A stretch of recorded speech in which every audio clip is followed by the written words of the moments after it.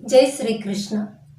యోగినామపి సర్వేషాం మద్గతేనాంతరాత్మనా శ్రద్ధావాన్ భజతే యో మాం సమేయుక్తతమో మతః.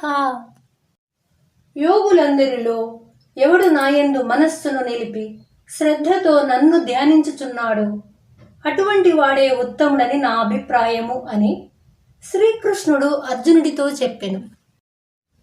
అత్యంత శ్రద్ధ కలిగి అంతరాత్మయందే మనస్సును నిలిపి పరమాత్ముని ధ్యానించువాడు యోగులలో సర్వోత్తముడని శ్రీకృష్ణమూర్తి ఆనతినిచ్చెను.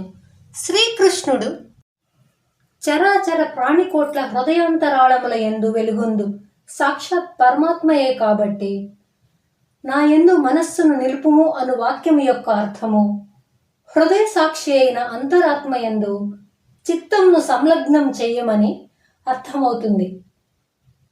యోగులందరిలోనూ అంటే కర్మయోగులు కానీ ధ్యాన యోగులు కానీ జ్ఞానయోగులు కానీ వారి వారి మార్గమునందు భక్తిని జోడించినప్పుడే వారికి చక్కని ఫలితములు కలుగుతాయి.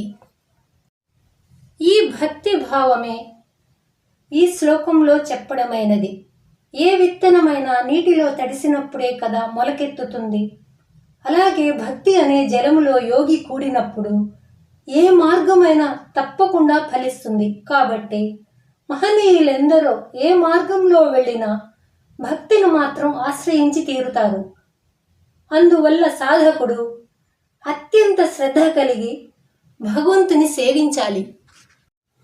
ఓం తత్సదితి శ్రీమద్భగవద్గీతాసు ఉపనిషత్సు బ్రహ్మ విద్యాయాం యోగశాస్త్రే శ్రీకృష్ణార్జున సంవాదే ఆత్మసంయమయోగో నామ షష్ఠోధ్యాయః.